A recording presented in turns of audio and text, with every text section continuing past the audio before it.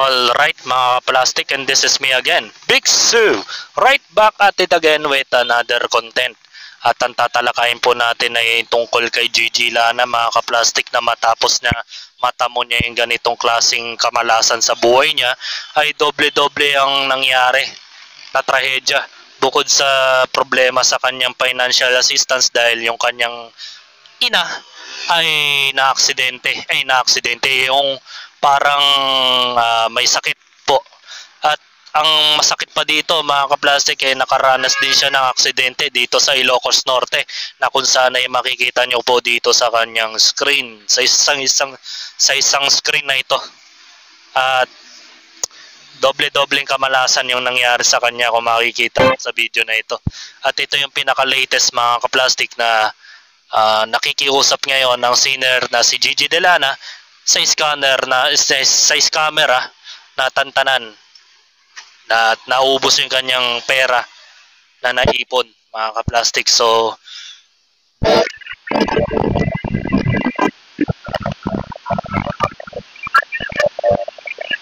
mga kaplastik, so basahin natin yung kanyang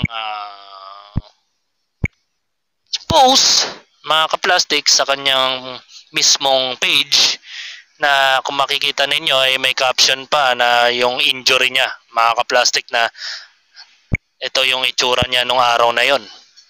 So hindi pa natin alam kung ano itsura niya ngayon, dahil nga ang pinakabagong issue tungkol sa kanya mga kaplastik ay nanakawan po siya ng pera mula sa mga scammer mga kaplastik. So sabi dito sa kanyang post, please be kind.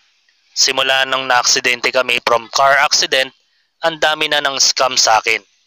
Ninakawan ako sa video, kinuha lahat ng laman ng pang medical bills na sana ni mama.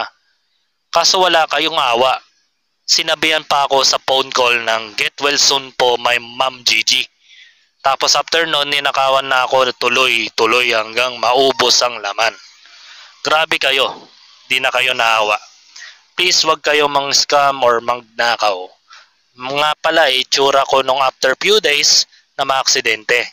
Sa mga hindi alam kung ganito ko kalala at hinusgahan ako na nag-iinarte ako, please be kinder. Love you all still. So yun na nga. Nasasaktan siya, syempre. Ikaw ba naman na-aksidente ka na nga, nahimatay ka na, at the same time mayroon ka pang binubuhat na kalbaryo, which is yung kanyang ina na may sakit, ay kailangan niya ng pera pang gamot, pero ninakawan siya ng mga balasubas. So mahirap magtiwala talaga sa panahon ngayon, lalo na kung ito ay isang nagpapanggap na lehitimong isang personnel. Dapat bago ka magtiwala, tingnan mo muna, aralin mo muna, evaluate nyo muna, o i-verify nyo muna. Napakahirap kasing magbitaw ng malaking pera. So nakapagtaka naman na sa paanong paraan siya nanakawan, di ba? Pinagkatiwala ba niya yung bank account niya sa ibang tao? Yun ba yun yata yung sa palagay ko na maaaring mangyari kung bakit siya nagtiwala sa ibang tao. At higit sa lahat mga kaplastik, kailangan mo rin kasing mag-ingat sa mga scammer, na hindi dapat tayo agad-agad magbibigay ng tiwala sa ibang tao. So napakahirap ng kalagayan ni Gigi De Lana, bagamat siya ay breadwinner. Siya lang ang kumikilos para mabuhay ang kanyang magulang at mapagamot niya. Pero unfortunately, talagang sinusubok siya ng tadhana, na hindi lang yan ang natamo niya, nanakawan pa siya. So nakakalungkot isipin na sa kalagitnaan ng kanyang trahedya ay may nananamantala na tao sa kanya. Di talaga mawawala ang mga sinungaling at magnanakaw sa mundong ito. Sabi sa mga comment mga kaplastik, get well soon Gigi. Praying for your fast recovery and healing. Laban lang. Kaya mo yan. Lakasan mo lang ang loob mo. And don't forget to pray always. We love you before, but we love you even more now. Sabi ng mga netizens yan. So marami pa rin mga sumusuporta kay Gigi De Lana Bagamat hanggang doon na lang ang kaya ng sabihin ng mga tao para sa kanya. So napakahirap ng sitwasyon niya, mga kaplastik, na marami talagang manloloko. Pero mayroon pa rin mga taong nagsusuporta sa kanya. Mahirap kasi magtiwala, mga kaplastik. Di ko alam kung bakit umabot sa point na ibinigay niya ang bank account. Since hindi pa niya sinasabi ang official statement niya about dito, malamang sa Biyernes sasabihin niya yung nangyari kung bakit na-scam siya. Naubos ang kanyang pera sa kanyang bangko. Nilanos.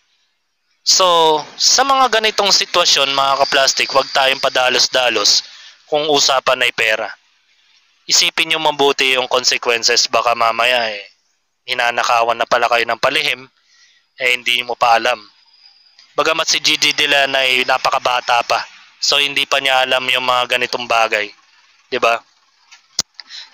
Talaga sinusubok talaga siya ng tadhana, ng Diyos sa mga ganitong sitwasyon na tinitignan ng Diyos kung gaano siya katibay na nilalang.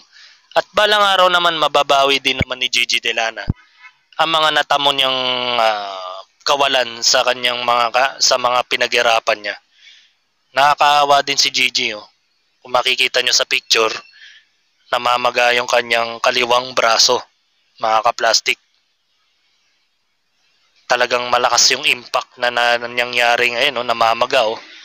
Yung aksidente sa Ilocos Norte na dapat ay matutuloy ang kanyang gig pero hindi natuloy. Pero natuloy pa rin na, mga kaplastik, ha. Napaka-professional ni Gigi Delana na kahit na na-aksidente na siya ay tuloy pa rin yung kanyang gig, mga kaplastik. Pero hindi na niya kinaya, nahimatay siya. So ganun talaga ang buhay, mga kaplastik. Meron talagang pagsubok na darating sa isang tao na talagang sinusubok yung tibay mo, kung hanggang saan yung kaya mo. Malalampasan din mo din yan, mga kaplastik. Mahirap naman talaga na mahirap talaga na yung sinapit ni Gigi Delana. Pero ganun pa man, mga kaplastik, believe ako kay Gigi Delana, sa siyang breadwinner. Hindi niya alintana na handang tumulong siya sa kanyang mga magulang para matustusan ang kanyang yung sakit ba, para maibsan yung nararamdaman ng kanyang magulang. Pero meron talagang mapanamantalang tao na talagang kupal na hindi natin alam kung bakit siya nanakawan ng ganito kalaking pera. So abang-abang na lang po tayo sa kanyang statement, official statement na interview. Baka ma-media to kasi since nagte-trending na naman siya sa social media, ay sigurado yan, mga kaplastik. Hanggang dito na lang ang aking opinion, and this is me again, Big Sul, lagi nagsasabing ang mga plastic ay matagal mabulok dahil ang mga plastic ay toxic. Kaya, what's up, mga kaplastic? And this is Kambid commentary video ng video live stream. Signing out. Alright. Mga kaplastik, kung nagustuhan nyo ang aking video, i-subscribe nyo lang ang aking channel. At the same time, i-hit nyo rin ang notification bell at yung all para ma-notify kayo sa aking susunod ko pang video sa aking YouTube channel. Maraming salamat po, mga kaplastik.